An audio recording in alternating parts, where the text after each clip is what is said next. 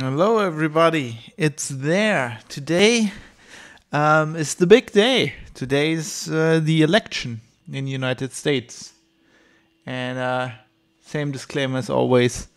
They're still building my road, so it's still a bit loud.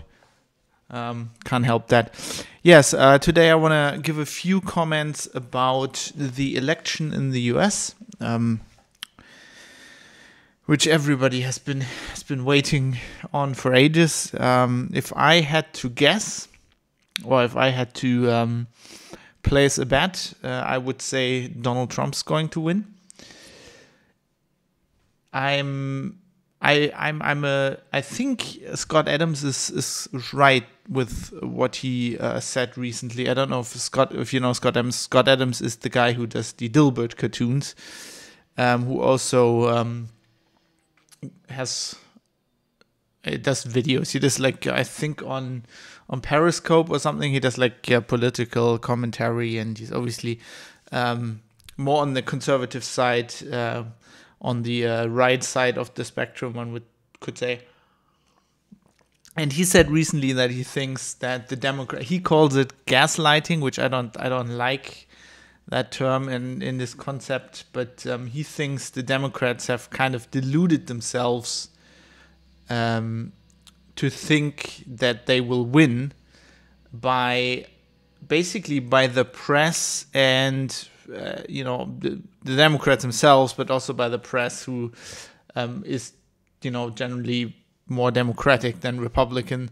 At least the mainstream press in the US have basically scared voters that vote for Trump into admitting to doing so. So when they get rung up, when there's a poll and Gallup rings up and says who do you gonna vote for, Biden or Trump, they won't say that they vote for Trump because there's really no benefit to do so, and Trump voters are so maligned everywhere in the press and in public discourse that why would you admit to vote for Trump? You might have good reasons, to vote for Trump, but there's really no reason to admit that, unless you're a really hardcore Trump supporter, then you will. But I think the majority of people, especially those on the fence who think they're going to vote for Trump, won't admit to that. Especially, you don't know who's ringing you up anyway.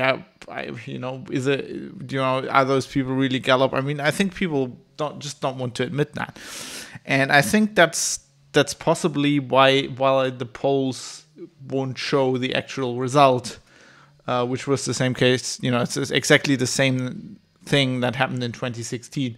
Although I don't know if in 2016 it was kind of the same thing, where I don't think people were that, I wouldn't say afraid, but reluctant to admit that they vote for Trump. But I feel like that could be an issue. Of course, there is the whole pandemic situation going on. This is such a special situation that could, of course. I mean, I think it just introduces unpredictable things. Unpredictable factors into this whole thing. So I'm not as sure about Trump winning as I was a few months ago. I think I just don't know. I think the whole pandemic and the virus and all of that is such an unknown factor that is just hard to predict. But I generally do feel like it's more likely for Trump to win.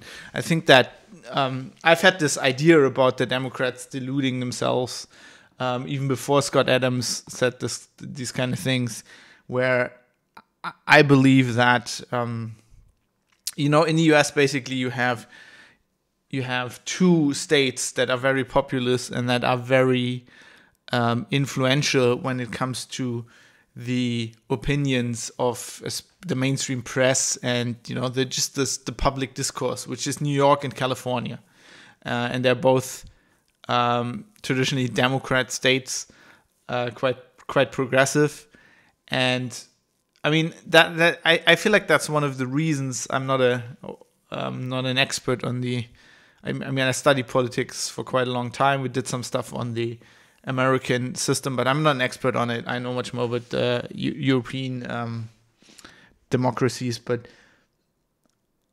I feel like that is one of the factors why they have the Electoral College and that whole system that got very maligned after the 2016 elections, where they're now like commentary in the German press where they're saying like the problem with the American election is the electoral system, where I'm like why would you, like, where are you coming from as a German political analyst that you even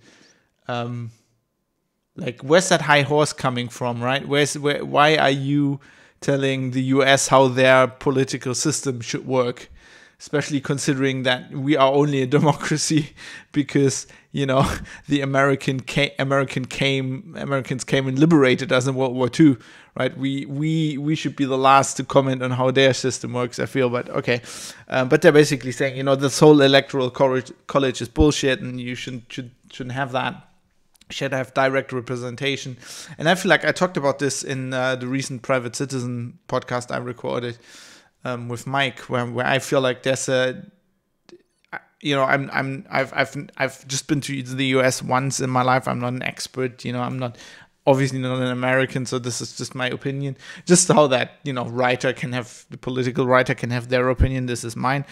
I feel like there's a good reason to have that system, because otherwise you would have states like New York and California who are very populous, and a few others decide the fate for all states, right? And you have tons of states in the middle there in the US which do not have that many inhabitants, but it's still important, and they're still states. It's it's a federalist system. Where these people feel completely different than those people on the coast. And I feel like those people on the coast don't understand them. And it's kind of, I can understand when the German press doesn't understand this, but it's weird to me that, the American press hasn't cottoned on to the fact that they deluded themselves in 2016, right? They thought, everybody thinks like we do in the big cities, right? And they didn't even consider that, there are millions of people who have different values and have different things are important in their lives, right? My example is always, if you live in LA or you live in New York, you might be happy with the future. You'd be thinking about the future and you think about climate change and you're like, it's completely okay if we just completely abolish cars. We'll just take public transport anywhere, right? But then you're sitting like in a rural town in Arkansas where there is no public transport you speak of, and maybe you need a car. Maybe you have a farm or whatever. Maybe you do need your diesel vehicle, and you feel like completely left out of the loop. I mean, we have that in Germany to some extent, where like the rural population just can't agree. If you actually talk to them, they don't understand what those writers in Der Spiegel and Die Zeit write about. They sit in Hamburg and in Munich and in Berlin, and they have a completely different lifestyle. And they never go out. It's not like they ever go to the countryside, except for holidays. But then they don't talk to the local people there, right? They never go to anywhere where, farmers actually live and talk to them. At least not the political correspondence. And obviously, I feel like that must be a much bigger divide in the US. But obviously, we'll see. I think, I don't, I'm not in the US, so I don't so much care for really, especially the, what the election does to the domestic policy in the US. I don't really care that much. I care about foreign policy because that, the US is the most powerful country in the world. It impacts Europe. It impacts all of us. So I care about that. I still think Joe Biden's going to be a disaster. I don't think I don't think he should be running any country really. But hey, that's democracy. If he gets elected, we'll just, that's just the way it goes. What I do feel is going to have a very negative impact on specifically us over here as well, is if Joe Biden wins, I think it will have a very bad impact on the press. And as a journalist, obviously, I care about that. Because the press in the US for 4 years now has unrelentingly campaigned to get rid of Donald Trump, quite brazenly so. The borders between activism and journalism have been blurred to a point where a lot of journalists are now saying, journalists have to be activists. I'm old school. I think you should, I'm a journalist. I think as a journalist, you should never be an activist. I go so far as not to be a member of a political party.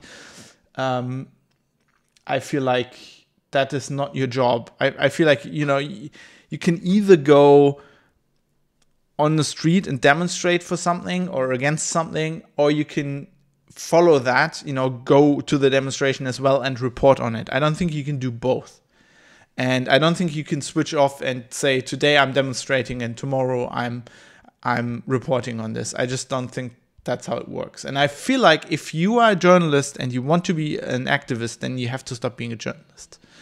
I became a journalist because this role suits me. I think commentating and grousing on things suits me very well. And going into the street and demonstrating just was never my thing. So that's why I became a journalist. And I think people who feel like, they want to change the world should do that. They should go and find a job or whatever and do that. But being a journalist is not the right occupation for you if that's your outlook on the world, I feel. But then I'm very old-fashioned. And I feel like this, if Biden wins, the press in the US will figure out, or they'll think, if that's true or not is something to be debated. I actually don't think it is, but they will think they changed the world. They will think they got rid of Trump. And I don't think that'll be good for the press overall. And especially over here, because, everybody here in the press, I try not to so much, but a lot of my colleagues obviously do. They take the lead from the US, So something happens in the US in the afternoon. We're all in bed. People get up in the morning. They speak English. They read the New York Times. They read the Washington Post. And they're influenced by that. And you could see that over the last 4 years. I've commented on this a lot, where I was like, why is the German press so preoccupied with Trump, with getting rid of Trump? Like, why do we even care? He's not done anything in foreign policy that was bad for Germany. And even if he did, I feel it's completely okay to comment on that, to go like, okay, this is Merkel's position, this is Trump's position, this is what it means for us. But that's not what they're doing. They're commenting all the time on domestic policy in the US that Germans, at the best of times, barely understand. And they're commenting on that. And they're saying, like, it's bad that Trump is president because of that. Because it means that to the people living in California. And I'm sitting here like, I'm not living in California. Like, why are you telling me this? Right? If I want to know about that, I can go read the LA Times myself. Right? I can read the New York, the Washington Post, the New York Times. I can read that if I'm interested. But the normal why are people, and people don't think, right? People in the street, they're completely preoccupied with Trump. I've had, over the last 4 years, I've had so many, I can't tell you how many discussions I had with people I know, with people I don't know. People are just mad. I talk to people at parties, I don't know, outside on the street. You talk to them, they're like, yeah, it's so bad with Trump, and why isn't it? And I'm like, why do you even care? Like, how does that impact you? And without fail, these people go like, yeah, you're kind of right. And then some of them are, they're reflective enough, they can reflect on things enough to say, I guess it's because I see it on TV all the time. And I say, yeah, I understand, but how does that, why? Why do we care? I don't understand. And it's amazing to me that it goes that way. I just think if the press feels like they got rid of Trump, this will not be good. I think we as the press need to go in a completely different direction and understand that our job is to analyze things and report on things and not change the world. And, Trump isn't the only issue. I mean, the pandemic is another issue.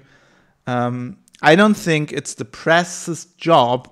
So if the government, to go back to masks so that I get more angry YouTube comments, which I appreciate a lot, by the way, that's fun. To go back to masks, like if the government is convinced for whatever reason that everybody should wear a mask at all times, let's say that, right? And they say that, it's not a journalist's job to reinforce that or to help the government. That's not our job. Our job is to report on that, right? You say, okay, the government has said this, and it's based on this data. And then we have these facts. And then if you have facts that disagree with what the government said, it's not your place shouldn't be and say, oh, maybe we shouldn't publish that because then people stop wearing their masks and then it gets dangerous. That's not that's people's decision. You're supposed to report on what happens. You can, I'm not saying you can't have commentary, you can have opinions, you can have all of that. But at the base of it, there has to be reporting. And of course, it's not biased. Reporting, it's not unbiased. Reporting is always biased. That's not the point. But you shouldn't act as activists and go like, oh, it's important for people to wear masks. We have to make sure they do. No, you have to make sure that people are informed with all information from all places, as long as it's it's reliable information or if it's relevant to people. You have to give it to them. You're not the one to decide which information to give to them and to protect them. That's wrong. And the same with Trump. I mean, the Glenn Greenwald thing, right? I'm not a fan of Glenn Greenwald. I don't like the guy. But him resigning from The Intercept and going basically, I founded an organization for journalists so that the fucking managers and advertising people and whoever runs these big publishing houses don't tell us what and what not to publish anymore.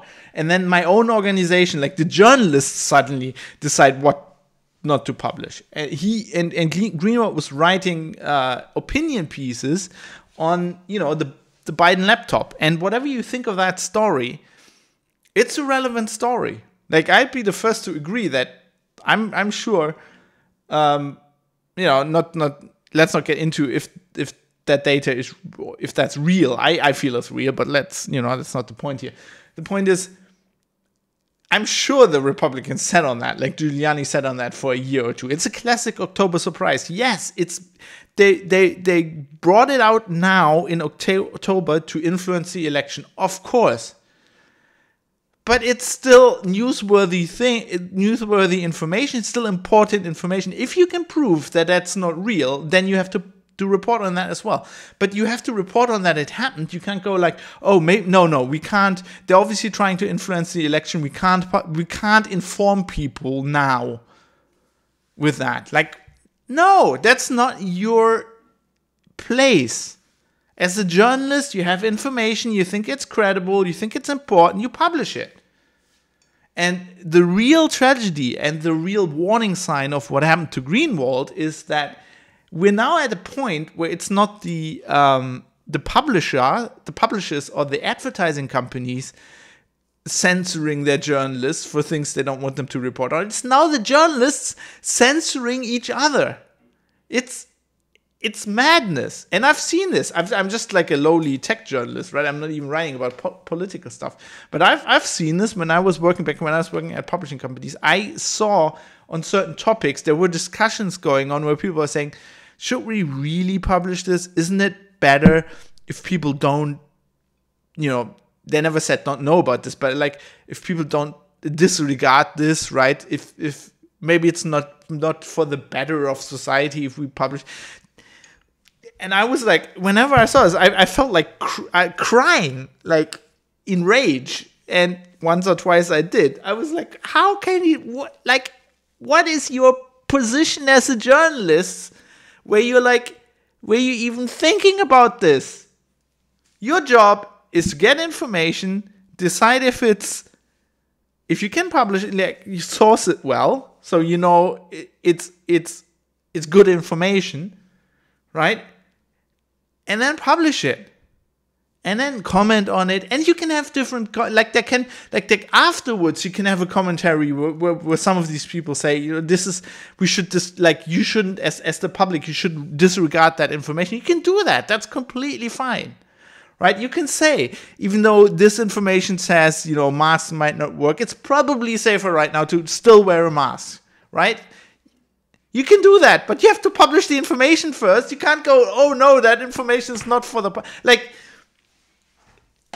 you should work in a government propaganda office if that's what you think, but not as a journalist. Anyway, let's see what's going to happen, and let's see how long it takes for us to figure out who is the new or the old president of the United States. I know people will largely disagree with me, but I'm gonna be in general more happy if it's Trump. But if it's Biden, it's gonna be a few interesting 4 years. Probably not all those 4 years with Biden, because I'm pretty sure at some point they're gonna figure out that he's not all there, and they're gonna replace him with the 25th Amendment that Pelosi is already preparing. Preparing. She's not preparing the amendment. The amendment exists, but procedure to more easily remove the president if you figure out that he can't do his job. Well, we'll see. It'll be interesting. Anyway, that's my take on the U.S. election, and I guess I'll see you on the other side. I'll be going to bed early today. I'm not I'm not sitting up and that. I've in the past, even with German elections where it was close, it was always a mistake to stay up and go oh, what's happening? It's so much more healthy to just have a good night's sleep and get up in the morning and see if there is actually a result and what it is, and then you can still go mad then. But it's just so much more healthy for you if it's after a good night's sleep. Anyway, I will see you afterwards. I'm sure life will stay interesting either way.